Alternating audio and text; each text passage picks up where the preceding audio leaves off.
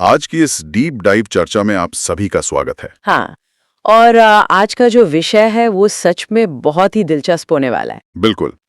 आज हम एक बहुत ही मशहूर किताब पर बात करने वाले हैं, पॉलो कोएल्हो की द एल्केमिस्ट। हम इसके एक रिव्यू स्क्रिप्ट का गहराई से विश्लेषण करेंगे।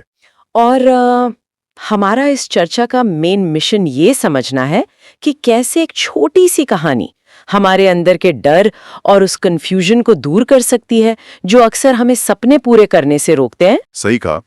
देखिए, चर्चा शुरू करने से पहले अगर हम एक स्थिति की कल्पना करें, मान लीजिए हम किसी क्लिनिक में बैठे हैं। डॉक्टर एक एक्सरे फिल्म उठाता है और कहता है, देखिए समस्या यहाँ है, आपकी हड्डी यहाँ से टूटी है। हाँ, उस स्पष्टता से एक अजीब सी तसल्ली मिलती है। एकदम। मतलब इंसान होने के नाते हमें वो चीजें बहुत सुकून देती हैं जिन्हें हम अपनी आंखों से देख सकें, जिन्हें हाँ और ना के स्पष्ट बॉक्स में बांटा जा सके। और यह हमारी जीव विज्ञानी बनावट का हिस्सा है। हमारा दिमाग स्पष्टता को, निश्चितता को सुरक्षा का पैमाना मानता है। जहाँ चीजें साफ हैं, वहाँ खतरा कम है। लेकिन समस्या तब शुरू होती है जब हम इंसान की महत्वाकांक्षाओं या उसके सपनों की दुनिया में कदम रखते हैं। जब हम अपने भविष्य के बारे में सोचते हैं तो वो एक्सरे मशीन अचानक काम करना बंद कर देती है। क्योंकि महत्वाकांक्षा का कोई एक्सरे नहीं होता है ना? वही तो, वहां सिर्फ एक धुंध होती है, एक अस्पष्ट सा परिदृश्य जहां कुछ भी साफ नजर नहीं आता।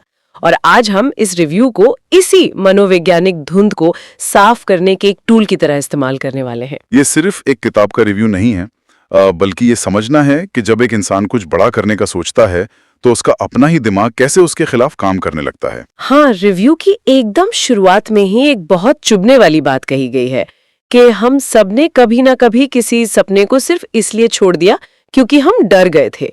चलिए इस बात को थोड़ा और गहराई से समझते हैं। इस डर को महज कमजोरी कहकर खारिज कर देना बहुत आसान है।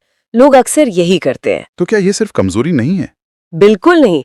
अगर हम इसके पीछे के इवोल्यूशनरी साइकोलॉजी यानी विकासवादी मनोविज्ञान को देखें तो ये डर हमारे अस्तित्व को बचाए रखने का एक बहुत पुराना और शक्तिशाली मैकेनिज्म है। अच्छा। हाँ, जब हम डर के कारण कदम पीछे खींचते हैं तो असल में हम अपने दिमाग के उस आदिम हिस्से की बात सुन रहे होते हैं जो हमें सुरक्षित रखना चाहता है। मतलब जब मैं कोई नया बिजनेस शुरू करने से डरता हूँ या अपनी नौकरी बदलने से कतराता हूँ तो मेरा दिमाग मुझे किसी खतरे से बचा रहा होता है। एकदम सटीक।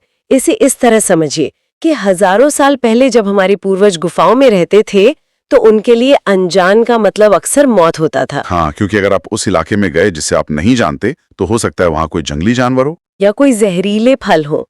इसलिए हमारे दिमाग ने खुद को ऐसे डिजाइन कर लिया कि वो हमेशा जानी पहचानी चीजों को प्राथमिकता दे। जब हम कोई ऐसा काम करते हैं जिसकी हमें आदत है तो दिमाग को कम ऊर्जा खर्च करनी पड़ती है, जिसे हम होम्योस्टेसिस कहते हैं। बिल्कुल। लेकिन जैसे ही हम किसी नई राह पर चलने का विचार लाते हैं, दिमाग का अमिगडाला हिस्सा खतरे का अलार्म बजाने लगता है। वो स्ट्रेस हार्मोन रिलीज करता है। ये तो बहुत ही दिलचस्प है। यानी हमारा अपनी ही जीव विज्ञान से टकराव चल रहा है। और इसी टकराव का सबसे बढ़िया उदाहरण हमें इस रिव्यू के अगले हिस्से में सैंटियागो के जरिए मिलता है। हाँ, सैंटियागो जो इस कहानी का मुख्य पात्र है। सही कहा।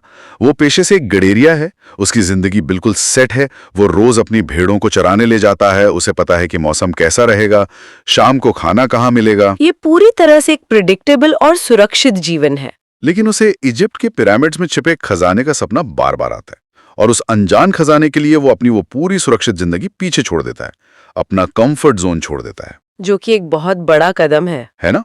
अगर मैं सैंटियागो की इस जिंदगी को आज के परिप्रेक्ष्य में देखूं तो ये हूबहू हमारी 9 to 5 की सुरक्षित नौकरी जैसी है जहां सब कुछ तय होता है। यहाँ जो बात सबसे दिलचस्प है वो ये है कि ये तुलना सिर्फ सतही नहीं है।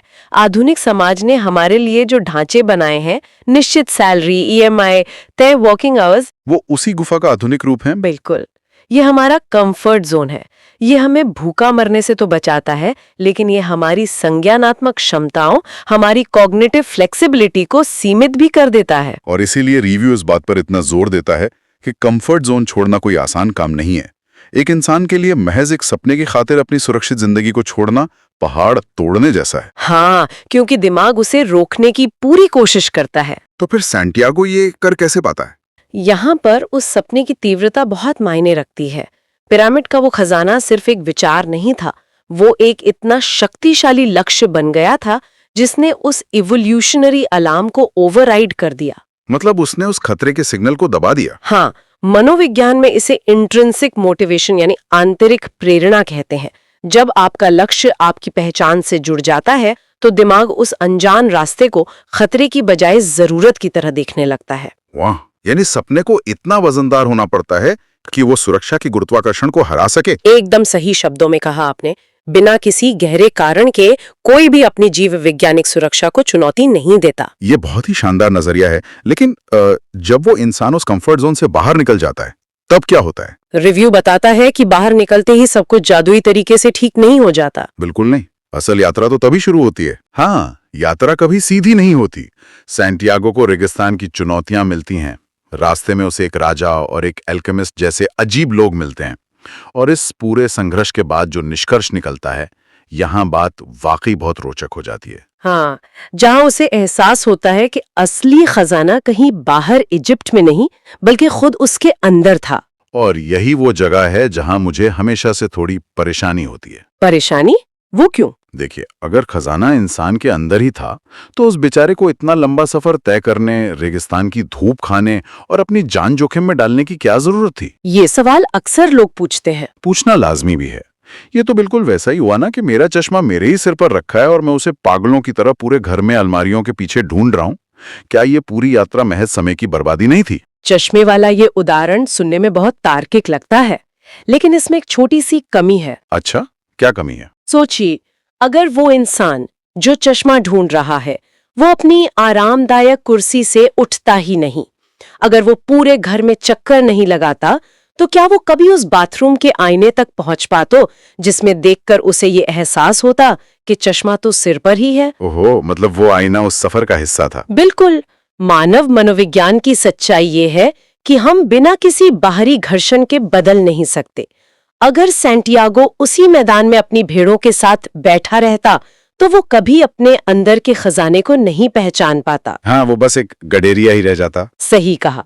जब वो राजा या अल्केमिस्ट जैसे लोगों से मिलता है तो वो लोग उसे सोने चांदी का खजाना नहीं देते, वे असल में एक कैटलिस्ट यानी उत्प्रेरक का काम करते हैं। रसायन विज्ञान वाले कैटलिस्ट?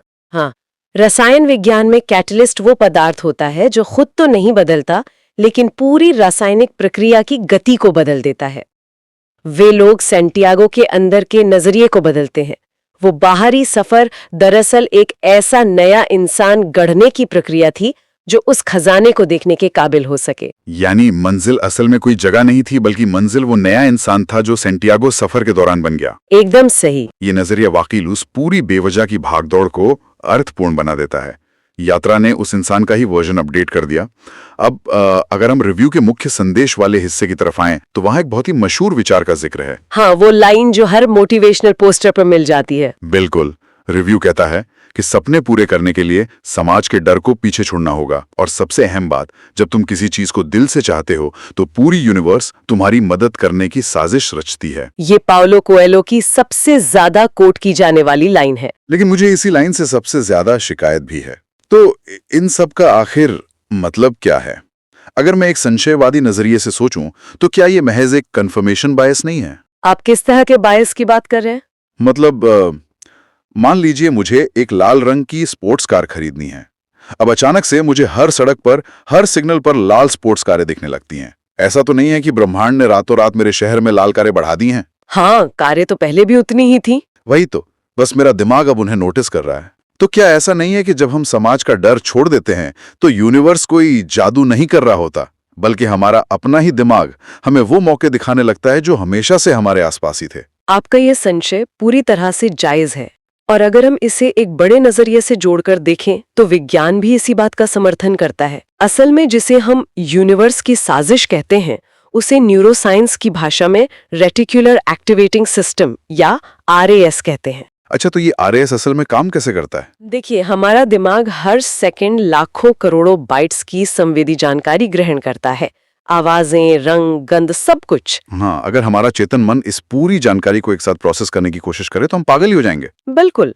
इसलिए दिमाग के बेस में एक नेटवर्क होता है, रेटिकुलर एक्टिवेटिंग सिस्टम। ये एक बाउंसर की तरह काम करता है। बाउंसर? क्लब के बाउंसर की तरह? हाँ, बिल्कुल।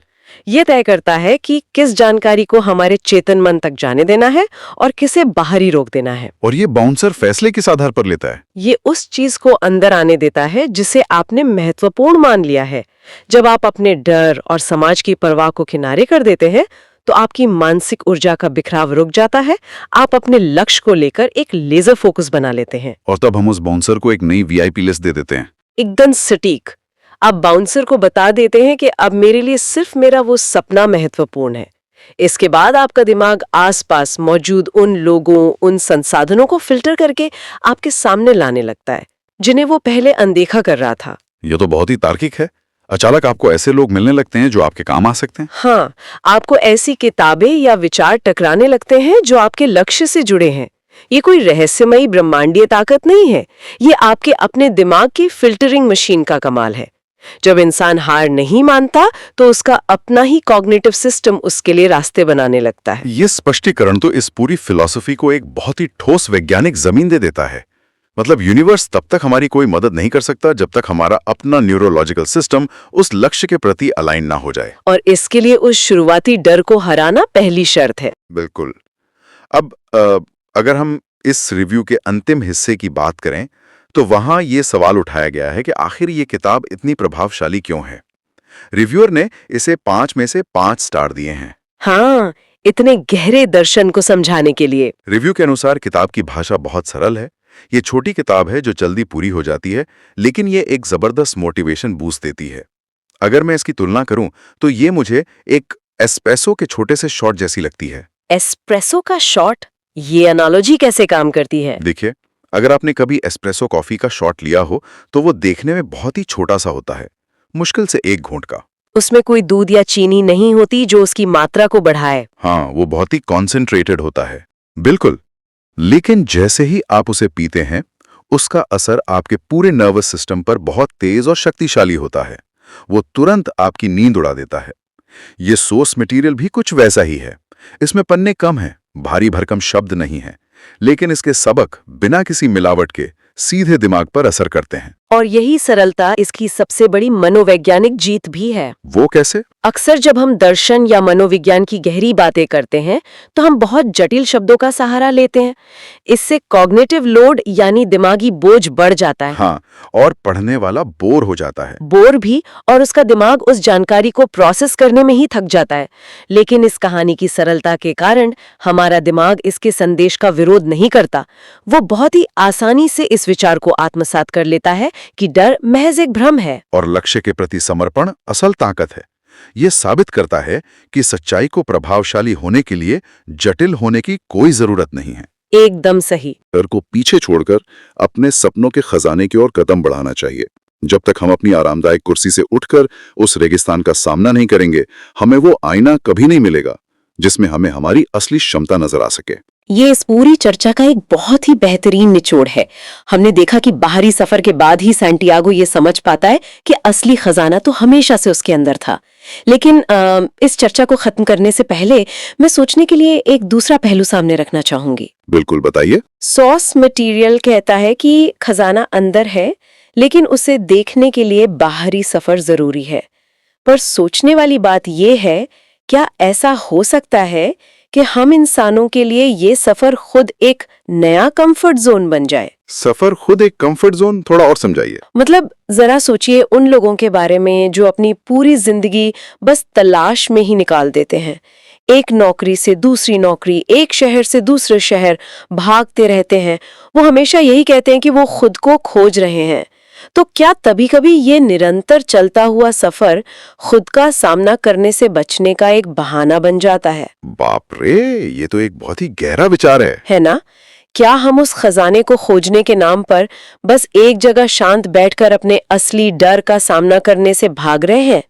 अगर हम अपने जीवन में किसी पिरामिड की तलाश में अपना कंफर्ट जोन कभी छोड़े ही ना, तो क्या हम हमेशा के लिए उस असली खजाने से अनजान रह जाएंगे? यह वाकई एक ऐसा सवाल है जो एक नया ही नजरिया खोल देता है।